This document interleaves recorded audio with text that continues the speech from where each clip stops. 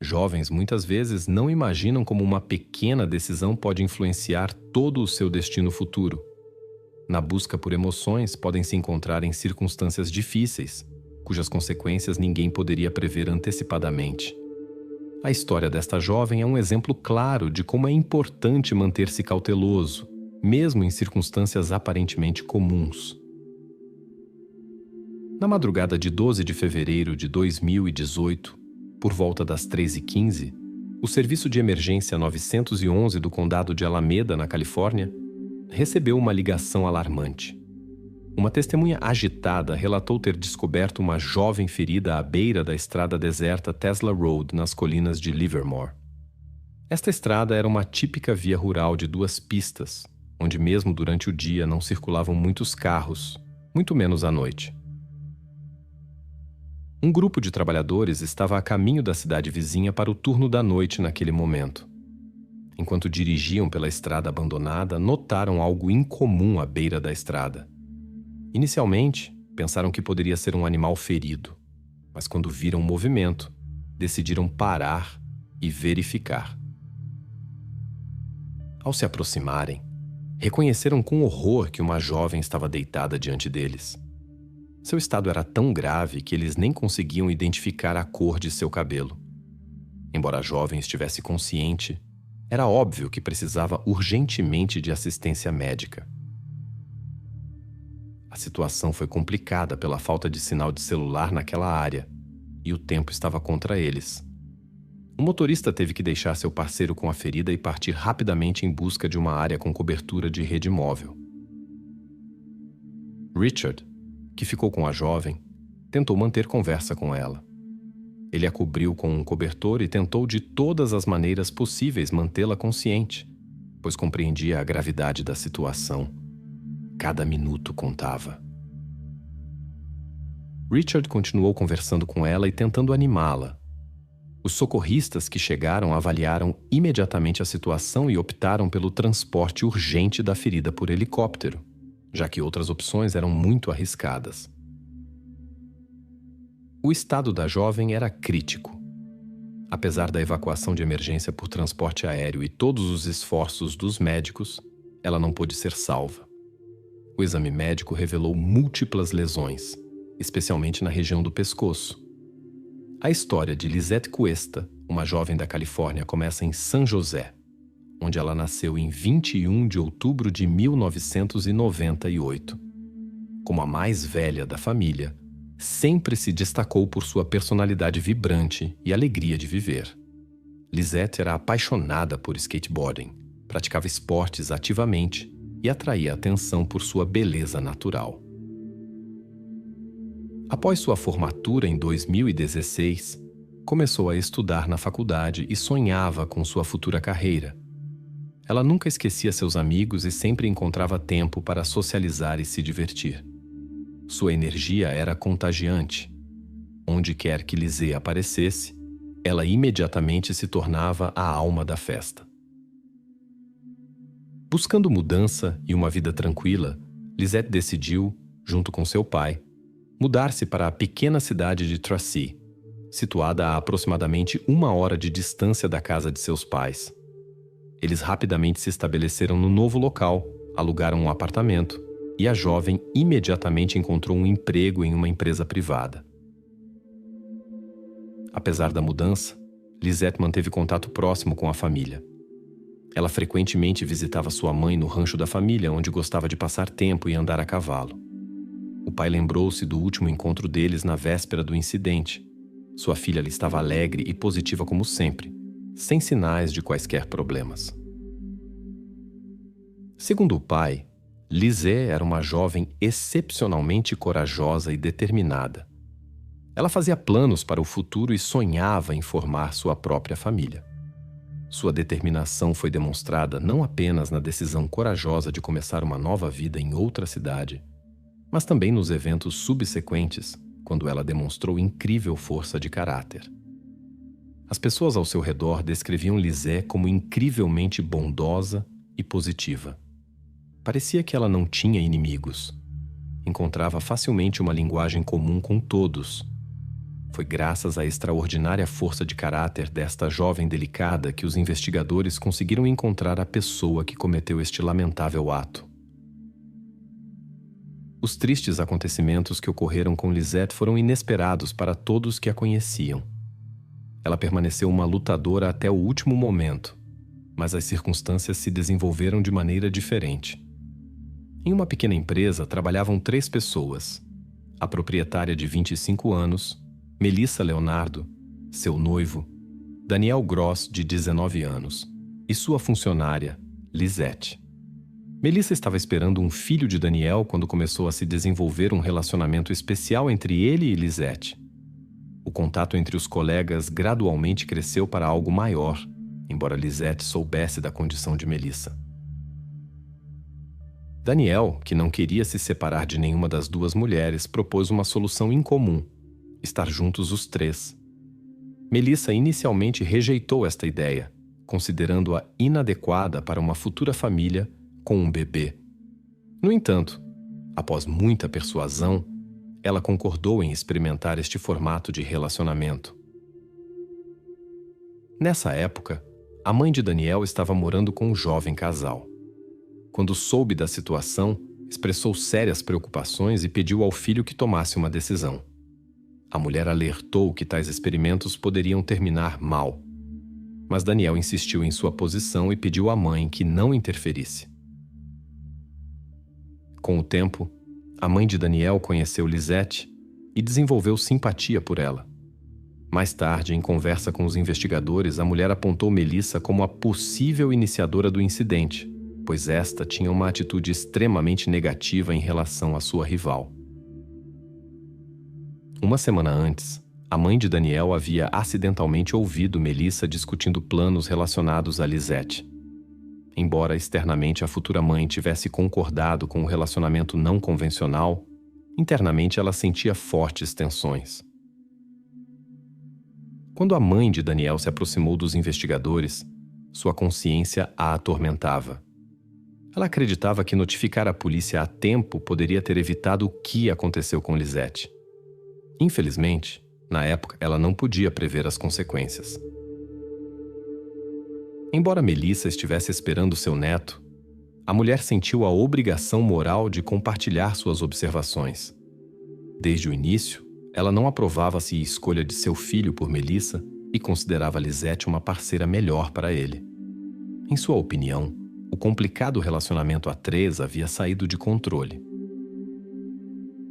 Os investigadores já possuíam informações sobre as pessoas envolvidas. Lisette já as havia identificado. 10 horas após encontrar a jovem na estrada, às 13h15, os investigadores chegaram à casa onde Daniel, Melissa e sua mãe moravam, localizada a aproximadamente 50 quilômetros do local do crime. A operação de prisão se desenrolou como um verdadeiro filme de ação. Uma unidade de elite das autoridades policiais cercou uma casa particular onde se encontrava um jovem casal. Um dos agentes chegou a tomar posição em uma casa na árvore na propriedade vizinha, de onde tinha uma excelente visão de toda a área. Os moradores das casas vizinhas foram solicitados a deixar temporariamente suas residências, mas puderam observar os acontecimentos a uma distância segura. Daniel e sua mãe notaram a atividade incomum pela janela. Apesar da situação tensa, eles tentaram manter a calma. Logo, os agentes pediram à mãe do jovem que saísse da casa. Depois disso, começaram as negociações com as pessoas que estavam dentro, às quais foi oferecida a oportunidade de sair voluntariamente. Os residentes da vizinhança ficaram impressionados com os eventos. Nos 3 anos de sua estadia, o casal mal tinha contato com os vizinhos e se mantinha isolado. Naturalmente, uma operação de prisão tão grande levou a muitas especulações entre os moradores. Os vizinhos só puderam relatar que o jovem não havia concluído a escola local e sua companheira havia recebido seu diploma em outra instituição educacional nas proximidades. Ninguém conhecia mais detalhes. Alguns expressaram suspeitas sobre o envolvimento do casal na distribuição de substâncias proibidas. A base para tais suspeitas era o fluxo constante de estranhos que apareciam regularmente na casa. A versão de tráfico provou ser falsa.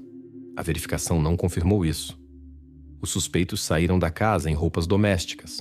Foram encontrados durante seu período de descanso após o incidente. Em seguida, aconteceu uma conversa com representantes das autoridades policiais. A investigação avançava lentamente. Os jovens estavam hesitantes em contato com os investigadores. Após longas conversas, Daniel finalmente decidiu contar sua versão dos eventos, embora com muitas reservas. Segundo suas palavras, Lisette se juntou a ele e Melissa no carro naquela noite. O grupo decidiu dar uma volta, divertindo-se com substâncias proibidas e várias bebidas. Melissa estava ao volante e no banco traseiro estava seu noivo, com Lisette. A noite tomou um rumo romântico. Daniel alegou que todos os envolvidos tinham visões livres sobre relacionamentos e, portanto, consideraram o acontecimento aceitável. O jovem contou como usou uma corda amarela para amarrar Lisette e insistiu que era uma brincadeira de papéis mútua. Infelizmente, a voluntariedade do acontecimento não pôde mais ser confirmada. Os eventos subsequentes na narrativa de Daniel tornaram-se cada vez mais nebulosos. Eles entraram na rua solitária Coral Hollow. De acordo com a versão do jovem, Lisette de repente mostrou comportamento agressivo. Ele alegou ter agido por medo, sabendo que ela possuía um objeto pontiagudo para autodefesa, que ele mesmo lhe havia dado para passeios seguros de skate. Daniel se envolveu em contradições sobre as razões do conflito. Nele não havia sinais de resistência, o que questionava a versão de legítima defesa. Finalmente, ele mudou a história e alegou que Lisette o havia acertado com o cotovelo, provocando nele uma reação incontrolável. Desenvolveu-se uma briga, durante a qual ele usou violência. Melissa permaneceu ao volante o tempo todo e manteve uma estranha calma. Os investigadores descobriram múltiplas lesões, o que contradizia claramente a versão de legítima defesa. Daniel enfatizou a não participação de sua amante grávida no incidente. Quando o casal percebeu a gravidade da situação, por medo de problemas legais durante a gravidez, abandonaram Lisette à beira da estrada. Apesar do clima californiano, as noites de fevereiro eram bastante frias. No local do crime, foi descoberto um longo rastro. Lisette havia percorrido cerca de 100 metros em busca de ajuda. A polícia, seguindo este caminho, encontrou aquela corda amarela mencionada no depoimento de Daniel. Nestes minutos dramáticos, Lisette, enquanto ainda podia falar, compartilhou sua história. O mais difícil para ela não foi apenas a provação vivida, mas também as longas tentativas de encontrar ajuda na estrada solitária. Quando os faróis de um carro que se aproximava apareceram à distância, ela tentou chamar a atenção do motorista. No volante estava uma mulher idosa que, provavelmente por medo, passou direto. Mas Lisette não perdeu a esperança de que a motorista pelo menos relataria o incidente. E assim aconteceu. A mulher ligou para os serviços de emergência. Logo apareceu um carro com 2 homens. Um deles, Richard, ficou com Lisette, enquanto seu companheiro partiu para encontrar um sinal estável de rádio. O destino ainda lhe trouxe pessoas compassivas que estavam dispostas a ajudar. A notícia do incidente chocou os pais de Lisette e todos os seus conhecidos. Eles estavam gratos aos passantes que não permaneceram indiferentes, chamaram ajuda e estiveram com ela nesses momentos difíceis. Por mais de 1 hora, Lisette aguentou e conseguiu relatar o ocorrido às testemunhas e ao pessoal médico que tentavam ajudá-la com todas as forças. Que ela tenha resistido tanto tempo após o ocorrido parecia um verdadeiro milagre. A situação foi agravada pelo fato de não terem encontrado nem documentos nem telefone com ela. Seus parentes, que viviam em outra cidade, não teriam dado o alarme imediatamente. Isso poderia ter dificultado muito as investigações, e os perpetradores teriam passado despercebidos. Em sua condição, Lisette não pôde descrever detalhadamente todos os pormenores do ocorrido. Permaneceu pouco claro qual papel cada perpetrador desempenhou. O helicóptero de resgate chegou ao local. Lisette foi levada a um centro médico. Infelizmente, apesar de todos os esforços dos médicos, ela faleceu às 4h30 da manhã. Lisette Cuesta era muito jovem, apenas 19 anos. Após sua prisão, Melissa recusou-se a cooperar com as autoridades e evitou dar qualquer resposta. Daniel também falou relutantemente com os investigadores, mas gradualmente conseguiram fazê-lo falar, e ele compartilhou informações importantes. Embora a polícia duvidasse da veracidade de sua história, o jovem finalmente confessou seu envolvimento no incidente. Isso despertou enorme interesse da mídia. Jornalistas não deram paz nem às famílias nem à polícia. Alguns repórteres até tentaram invadir a delegacia para participar da conversa com o jovem. Naturalmente, isso lhes foi negado. Isso levou a muitas especulações. A atenção indesejada dos estranhos causou preocupações adicionais para a família Cuesta, embora a prisão dos verdadeiros autores fosse óbvia. O envolvimento de Melissa, que defendia Daniel tão enfaticamente, permaneceu incerto. A intencionalidade das ações também precisava ser estabelecida. Os investigadores assumiram, com razão, que a natureza e o número de lesões indicavam claramente isso. Os investigadores suspeitavam que a viagem havia sido planejada com antecedência. Os perpetradores tinham intenções maliciosas desde o início e atraíram a jovem para um local isolado. Diante desse contexto, a versão do jovem sobre a amarração voluntária parecia implausível. Daniel inicialmente tentou apresentar tudo como legítima defesa ou acidente, mas os investigadores suspeitavam que ele havia atraído Lisette deliberadamente para uma armadilha. A amarração foi considerada coerção, que levou a consequências trágicas. Mas por mais que os investigadores se esforçassem, o jovem negou qualquer planejamento prévio. Em vez disso, o suspeito insistiu que não conseguia explicar suas ações. Ele descreveu o ocorrido como um momento de confusão, após o qual perdeu o controle. Daniel falava constantemente de arrependimento e autocondenação pelo ocorrido. Ele queria se desculpar com os parentes de Lisette, mas hesitou por muito tempo, pois não tinha certeza da disposição deles em aceitar suas desculpas. E foi exatamente isso que aconteceu. Era óbvio que o suspeito não estava sendo sincero, mas ele se manteve firme em sua última versão. Melissa permaneceu em silêncio e negou qualquer envolvimento no incidente. Daniel não era sincero. Simplesmente evitava algumas perguntas da polícia, especialmente quando se tratava das razões. A história sobre a cotovelada da jovem amarrada soava implausível e dificilmente poderia ter provocado tal reação.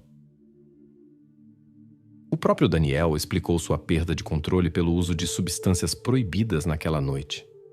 Na tentativa de entender a personalidade de Daniel, os investigadores recorreram a Melissa, mas ela continuou recusando-se a cooperar.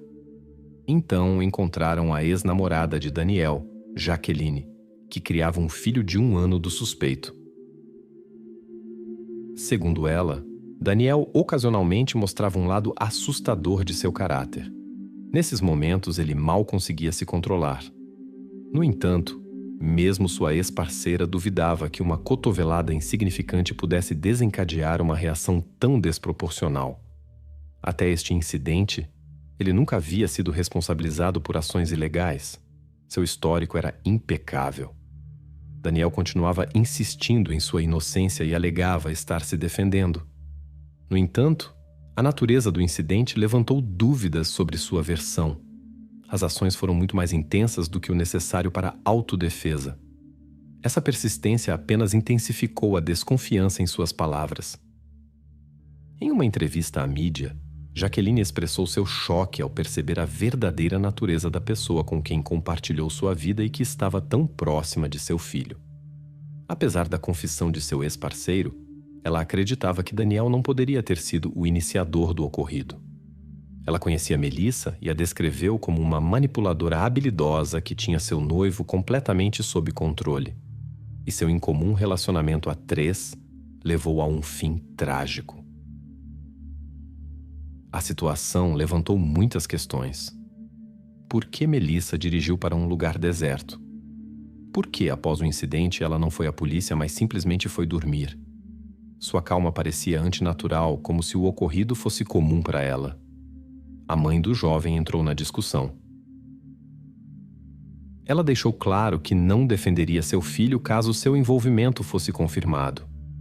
No entanto, estava convencida de que o caráter de Daniel não se encaixava em tal comportamento. Ele nunca havia demonstrado tal agressão antes. A mulher suspeitava que a noiva possivelmente usava certas substâncias para influenciar a consciência de seu filho. Talvez Melissa tenha colocado algo em sua bebida, fazendo com que ele perdesse o controle e se subordinasse completamente à vontade dela. A mãe de Daniel compartilhou uma observação. Alguns dias antes do incidente, notou um comportamento estranho de Melissa. A jovem estava furiosa, falando constantemente de forma muito negativa sobre Lisette e até expressando desejos malignos em relação a ela. Daniel permaneceu calmo e tentou acalmar sua noiva. Segundo a mãe, ela observou como a nora rapidamente assumiu o controle sobre todos os aspectos da vida de seu filho. O jovem estava sob influência. Apenas alguns meses após o início do relacionamento, Melissa já monitorava cada passo dele. Esse comportamento controlador criou tensão entre o jovem casal e sua mãe. Ao examinar os telefones celulares e computadores dos suspeitos, os investigadores não encontraram informações significativas. Provavelmente, eles discutiam seus planos em encontros pessoais. Entretanto, a análise dos dados de localização revelou um detalhe interessante. O grupo realmente passou a noite na cidade, mas após a meia-noite, inesperadamente mudou sua rota habitual. A viagem para uma área deserta parecia incomum para seu comportamento normal, o que os investigadores consideraram como um sinal adicional de ações planejadas com antecedência. Os investigadores possuíam provas contundentes contra este casal. A mais importante delas era o relato de Lisette, que ela havia confiado a várias testemunhas. Embora diferentes pessoas tenham transmitido a mesma história, as autoridades policiais não conseguiram documentar oficialmente o depoimento da jovem. No tribunal, tais testemunhos, apesar de sua consistência, poderiam ser contestados. Era necessário encontrar provas irrefutáveis que confirmassem as declarações de Lisette sobre as ações de Daniel e Melissa. A busca na casa do casal trouxe resultados. Os investigadores encontraram numerosas evidências materiais que os ligavam ao incidente. Na garagem e no carro do casal foi encontrada uma corda, idêntica àquela cujo fragmento permaneceu no local do crime, onde começava o rastro de Lisette. No interior do veículo onde tudo aconteceu, restaram vestígios de Lisette Cuesta. Neste ponto, a busca por provas foi concluída, o que permitiu uma acusação, mas inicialmente apenas contra Daniel. O objeto encontrado, que foi usado contra a jovem, tinha apenas as impressões digitais do rapaz. Melissa deixou vestígios exclusivamente no volante do carro. Formalmente, ela não tinha conexão direta com o incidente. No entanto, muitos fatos indicavam que foi justamente ela quem pressionou seu companheiro a realizar essas ações e quem conduziu a situação. No tribunal, as famílias dos acusados e de Lisette estavam em lados opostos, embora a distância entre eles fosse pequena. A atmosfera ficava mais tensa a cada minuto. Quando Daniel foi trazido, um dos parentes de Lisette não conseguiu se conter e começou a gritar palavras de raiva. Com o aparecimento de Melissa, a tia de Lisette expressou emocionalmente que este casal não tinha chance de escapar da responsabilidade. A tensão aumentava, mas a situação pôde ser mantida sob controle. Uma reviravolta inesperada foi trazida pelo advogado de Daniel quando anunciou que seu cliente estava pronto para admitir sua culpa em todas as acusações com circunstâncias agravantes. A defesa pediu para remover temporariamente os representantes da mídia da sala. Após uma breve pausa, as audiências foram retomadas. Os jornalistas foram readmitidos ao processo. A confissão do acusado foi inesperada para todos os presentes. A família de Lisette se preparava para um longo processo judicial. Embora Daniel tenha reconhecido sua responsabilidade, permaneciam importantes nuances jurídicas que precisavam ser esclarecidas. De acordo com a legislação estadual, estava prevista uma audiência especial para determinar o grau de gravidade do crime. Para uma ofensa de segundo grau, estavam previstos 16 anos até perpétua. Para um crime de primeiro grau, a partir de 26 anos. Inesperadamente para todos, o jovem admitiu o nível máximo de culpa. Notavelmente, o acusado recusou acordos com os investigadores. Ele explicou sua decisão pelo desejo de aliviar o sofrimento da família de Lisette, para que não tivessem que passar por julgamentos desgastantes. Seu arrependimento parecia sincero. O passado, no entanto, não podia ser mudado. Daniel foi condenado à prisão perpétua e Melissa permaneceu sob custódia.